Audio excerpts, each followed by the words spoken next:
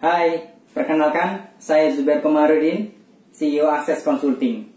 Kali ini saya ingin share tentang 10 ide jualan, 10 ide bisnis yang paling potensial, ide bisnis yang sederhana, yang paling potensial menghasilkan cuan di bulan Ramadan. Apa saja 10 itu? Simak video ini sampai selesai.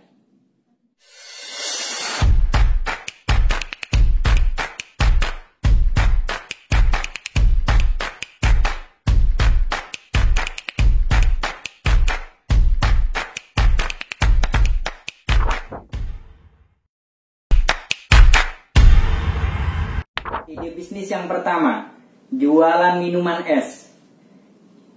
Bosku bisa jualan minuman es kelapa, es buah, es kopior, es jeruk, atau es-es yang lainnya.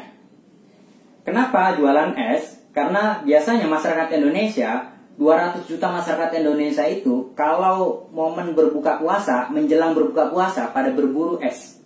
Sebagai pelepas dahaga nanti ketika sudah berbuka.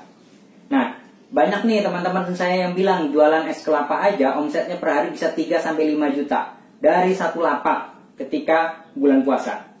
Bayangin kalau satu harinya omsetnya 3 juta aja, satu bulannya omsetnya sudah 90 juta. Dan margin keuntungannya lebih dari 50%. Jadi bosku, ide bisnis yang pertama yang sangat menarik untuk dikerjakan, jualan minuman es. Bosku tinggal buka lapak di pinggir jalan, pajang dagangannya, yang penting jalanan itu banyak orang lalu lalang. Atau yang kedua, bosku ditaruh di cup, di sealer, ditaruh di titipan, konsinyasi ke warung-warung yang memiliki freezer.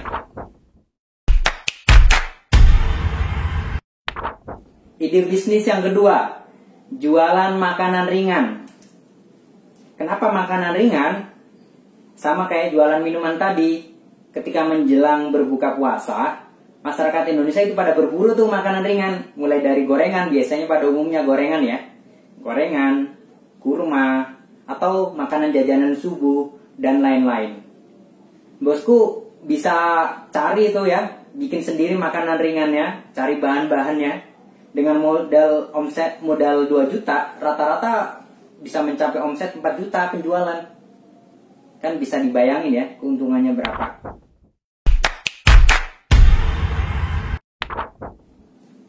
Ide bisnis yang ketiga, jualan pakaian muslim.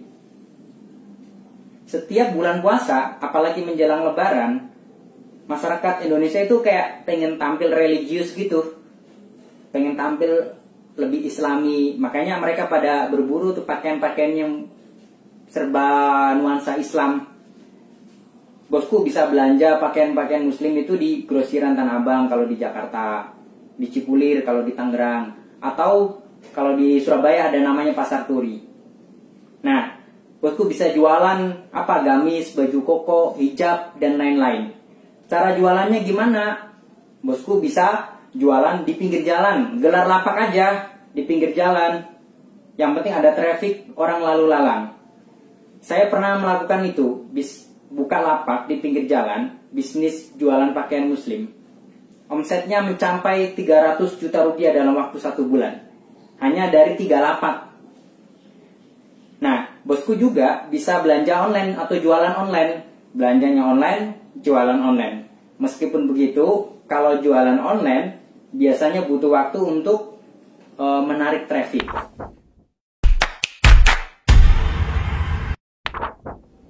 Ide bisnis yang keempat, jualan pakaian anak-anak. Kenapa jualan pakaian anak-anak juga patut untuk dicoba? Karena setiap bulan puasa itu, di Indonesia ini kan ada 25 juta anak-anak ya. Dan setiap bulan puasa atau menjelang lebaran, pasti mereka dibelikan baju baru. Minimal 1 pasang. Bisa jadi kadang-kadang 3 pasang, 4 pasang. Makanya marketnya besar sekali, permintaannya besar sekali, terutama pas lagi momen jualan puasa. Nah, bosku bisa jualan. Biasanya yang disukai anak-anak adalah yang bermotif superhero atau kartun, atau mungkin motif yang lebih islami gitu. Kayak misalnya kalau di Indonesia, kartun yang lebih islami Nusa dan Rara misalnya. Patut dicoba bosku. Bisa jualan secara online, ataupun Bukalapak seperti halnya jualan pakaian muslim yang tadi.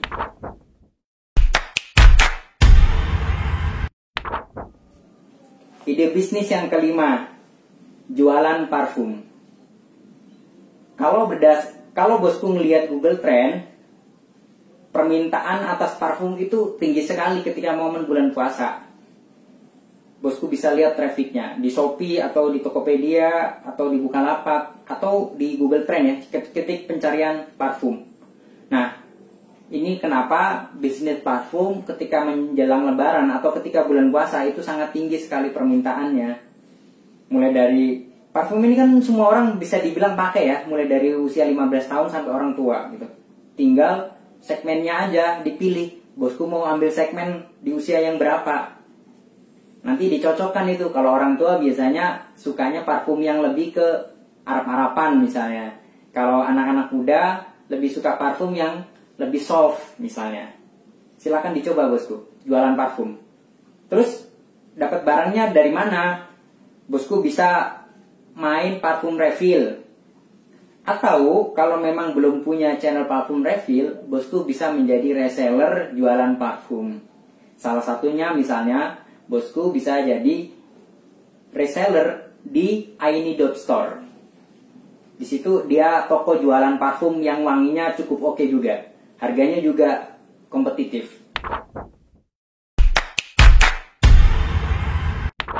Ide bisnis yang keenam, jualan kue lebaran. Setiap rumah kalau momen lebaran, terutama orang muslim ya, biasanya pasti ada kue lebaran tuh di meja tamunya. Ada berbagai macam kue. Itu kenapa ide bisnis kue di momen mau mendekati lebaran, bulan puasa dan mendekati lebaran itu sangat potensial. Lalu caranya gimana?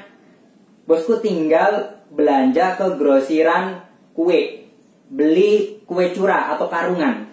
Lalu bosku repacking, packing ulang ke dalam toples kecil-kecil, kasih mereknya bosku. Insya Allah pasti laris. Jual ke teman kamu, ke teman kerja, teman kuliah, tetangga kamu.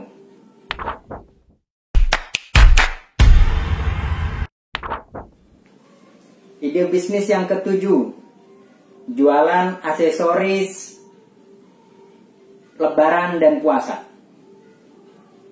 Ya, sama orang kalau bulan puasa, kamarnya aja pengen kayak dikasih nuansa Islam gitu ya.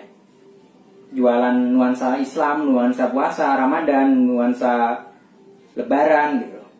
Ada yang dikasih ketupat, dikasih kayak masjid dan lain sebagainya. Ini potensial sekali bosku, permintaannya sangat tinggi. Dan pemain di bisnis jualan aksesoris bulan puasa atau Ramadan itu sedikit, nggak sebanyak kompetitor di bisnis jualan pakaian.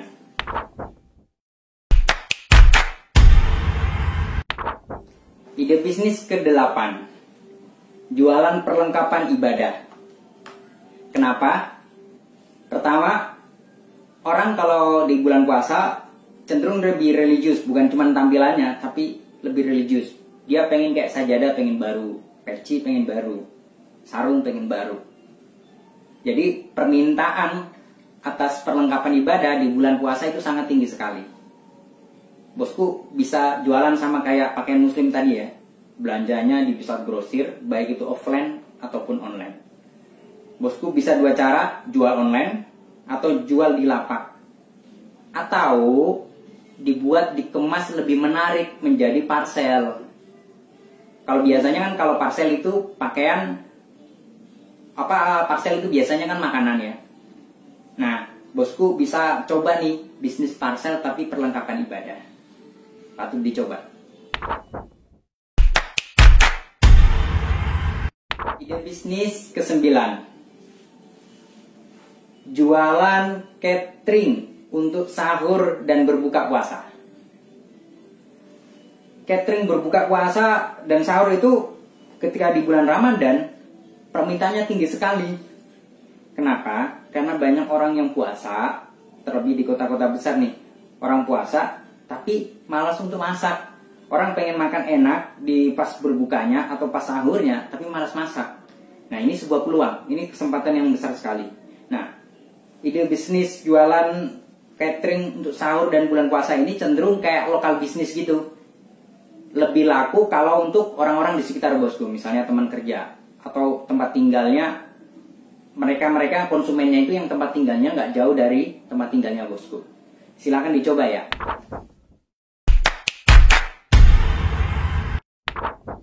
Ide bisnis yang ke-10. Jualan suplemen bagi orang yang berpuasa. Permintaannya suplemen bagi orang berpuasa di bulan Ramadan itu juga tinggi sekali.